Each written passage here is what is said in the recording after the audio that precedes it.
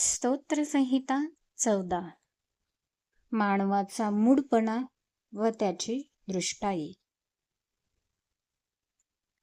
नमस्कार प्रिय बंधूंनो आणि भगिनींनो, आज आपण परमेश्वराच्या पवित्र वचनातून स्तोत्रसंहिता 14वी मनापासून ऐकणार आहोत. ही स्तोत्रसंहिता मानवी स्वभाव, पापाची स्थिती आणि देवावर अवलंबून राहण्याचे सत्य आपल्या समोर स्पष्ट करते. चला शांत मनाने देवाच्या वचनात प्रवेश करूया. मुख्य गवयासाठी दाविदाचे स्तोत्र. मूढ आपल्या मनात म्हणतो, देव नाही. लोक दुष्ट व अमंगळ कर्मे करतात. सत्कर्म करणारा कोणी नाही. कोणी समंजस आहे की काय? कोणी देवभक्त आहे की काय? हे पाहण्यासाठी परमेश्वराने स्वर्गातून मानवांकडे अवलोकन केले. ते सर्व मार्गभ्रष्ट झाले आहेत. एकूण एक बिघडला आहे. सत्कर्म करणारा कोणी नाही, एकही नाही.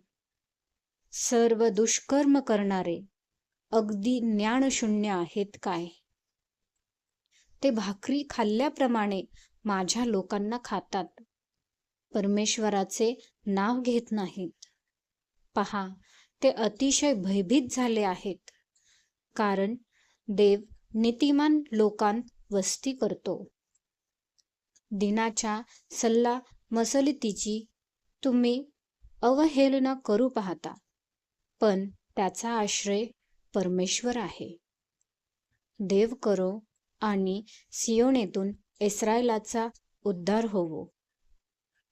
परमेश्वर आपल्या लोकांचे दास्य उलटविल, तेव्हा याकोब उल्हासेल, इस्रायल हर्ष पावेल. देवाची दृष्टी. स्तोत्रसंहिता सांगते, परमेश्वर स्वर्गातून संपूर्ण मानवजातींकडे पाहतो. तो पाहतो, कोणीतरी आहे का जो समजूतदार आहे, जो देवाचा शोध घेतो. पण वचन म्हणते, सर्वजण भरकटले आहेत, कोणीही पूर्णपणे चांगले नाही. हे वचन आपल्याला दोषी ठरवण्यासाठी नाही, तर आपल्याला आपली खरी अवस्था दाखवण्यासाठी आहे. पापांचे परिणाम. जेव्हा माणूस देवाविना जगतो, तेव्हा अन्याय वाढतो, दिनांचे शोषण होते आणि भीती सर्वत्र पसरते. दुर्जन देवाच्या लोकांवर अन्याय करतात, पण ते विसरतात की परमेश्वर त्यांचा आश्रय आहे. देव खरा आश्रय. ही स्तोत्रसंहिता आपल्याला एक मोठी आशा देते. देव आपल्या लोकांबरोबर आहे. जग कितीही वाईट झाले, सत्य कितीही दडपले गेले, तरी देवाचा न्याय नक्की प्रकट होईल. जो प्रभूवर विश्वास ठेवतो, त्याला लाज वाटणार नाही. आशेचा संदेश. स्तोत्रसंहिता शेवटी म्हणते, इस्रायलसाठी उद्धार येवो. हे शब्द आज आपल्यासाठीही आहेत. आपल्या जीवनात तारण, शांती आणि परिवर्तन देवाकडूनच येते. आजचा संदेश.